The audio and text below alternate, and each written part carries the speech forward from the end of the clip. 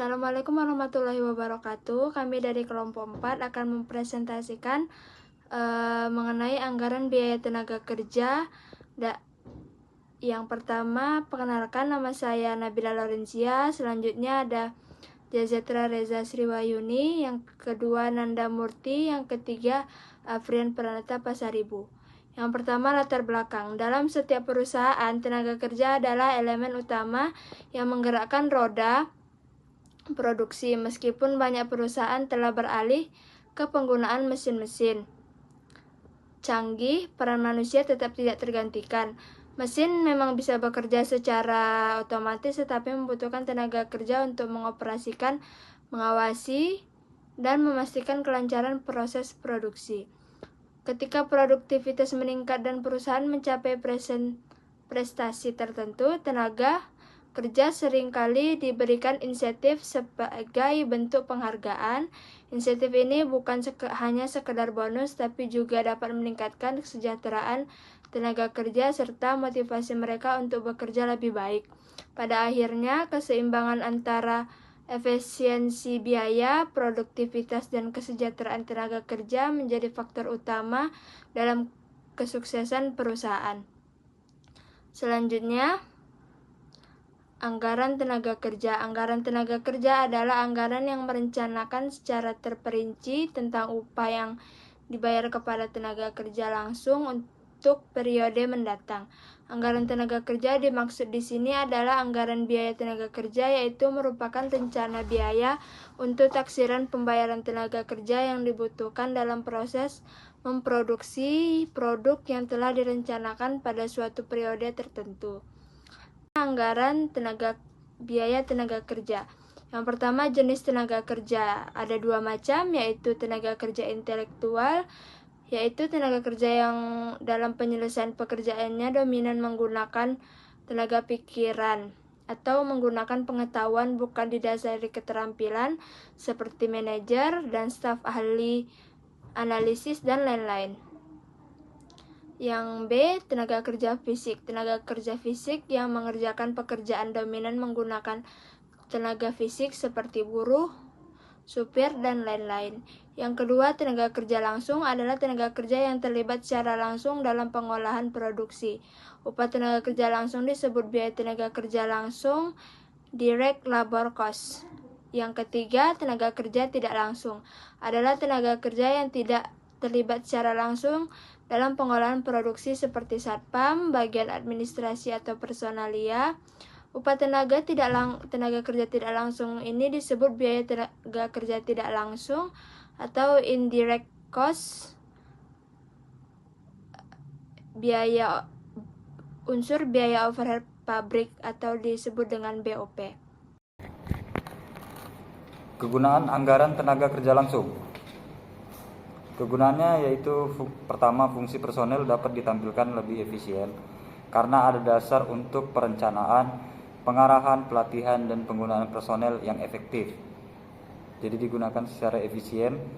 Setelah itu fungsinya ada fungsi keuangan dapat ditampilkan lebih efisien karena tenaga kerja sering melupakan permintaan yang paling besar untuk dana pada tahun itu. Yang ketiga ada kegunaannya biaya produksi yang direncanakan menjadi komponen penting dalam beberapa bidang pembuat keputusan seperti negosiasi serta tenaga kerja dan kebijakan harga. Setelah itu ada pengawasan biaya tenaga kerja langsung secara signifikan ditingkatkan.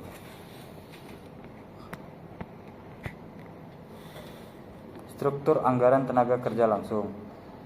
Pertama itu ada jumlah anggaran penjualan dan produksi, kedua ada gaji dan upah, tiga tunjangan biaya, empat asuransi, kelima ada pensiun, 6 cuti, 7 pelatihan, pajak, dan lainnya. Manfaat anggaran tenaga kerja. Pertama, sebagai sarana untuk menentukan besarnya harga pokok produksi. Dua, alat ukur efisiensi kerja melalui analisis penyimpangan tarif upah dan jam kerja. Ketiga, pedoman kerja manajer lini dalam mendorong efektivitas buruh mencapai sasaran kerja. Menghitung jam kerja standar tenaga kerja langsung. CV Gava Media adalah sebuah perusahaan percetakan yang berkedudukan di Yogyakarta pada akhir 2019. Perusahaan ini merencanakan memproduksi 3 jenis percetakan pada tahun 2020 mendatang, yaitu percetakan buku ekonomi mikro atau EM sebanyak 843 unit. Kemudian 662 unit untuk buku pengantar manajemen atau PM, dan 440 unit buku penganggaran perusahaan atau PP.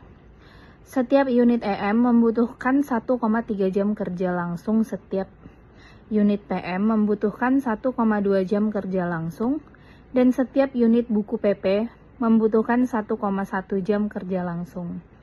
Sedangkan untuk setiap pekerja langsung dibayar sebesar Rp20.000 per jam kerja langsung.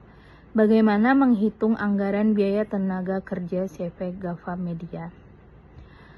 Ini ada tabel penyelesaiannya. Yang pertama itu ada produk, volume produksi, jam kerja per unit total, tarif jam kerja, biaya tenaga kerja langsung per unit produk total. Nah, untuk produknya itu ada 3 jenis, EM, PM, dan PP. Yang pertama untuk EM itu volume produksinya 843 unit. Untuk jam kerja per unitnya itu 1,3 jam, totalnya itu 1095,9 jam. Jadi 1095,9 ini dapat dari 843 itu dikali dengan 1,3, maka dapat hasilnya 1095,9. Tarif per jamnya itu 20.000. 20.000 dapat dari biaya per unitnya, tenaga kerja langsungnya per jam, biaya per jamnya. Kemudian dapat angka 26.000 ini dari perkalian 1,3 jam dikali tarif per jam 20.000, makanya dapatnya 26.000. Untuk totalnya itu 20.000 dikali 1095,9 jam.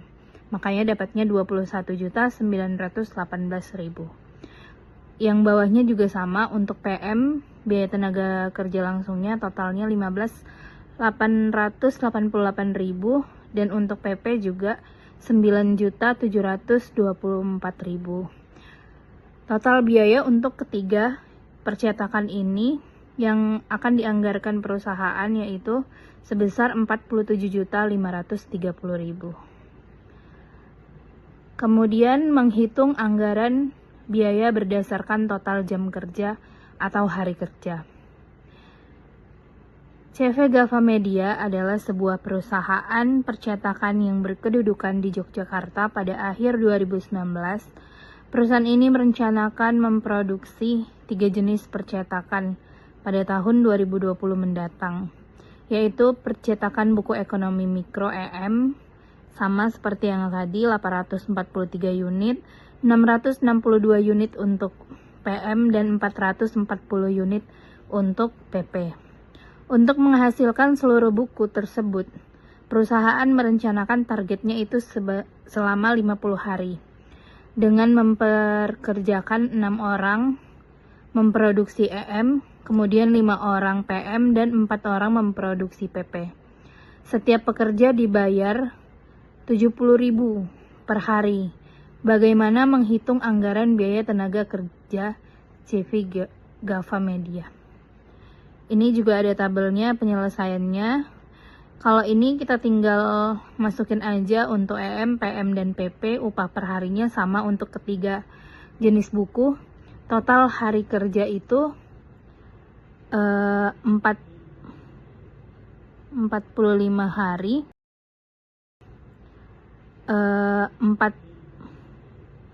45 hari. Ini harusnya 45 hari. Terus kemudian jumlah pekerja 6, untuk EM 6, untuk PM 5, dan untuk PP itu 4.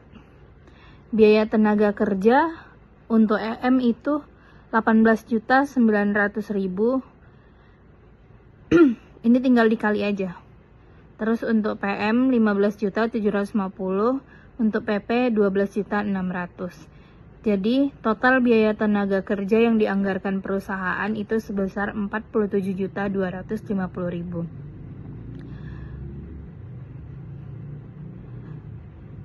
Next, menghitung anggaran berdasarkan unit. CV Gava Media adalah sebuah perusahaan percetakan yang berkedudukan di Yogyakarta. Pada akhir 2019, perusahaan ini merencanakan memproduksi 3 jenis buku untuk pada tahun 2020 mendatang, yaitu buku ekonomi mikro 843 unit, 662 unit buku pengantar manajemen, dan 440 unit buku pengantar penganggaran perusahaan.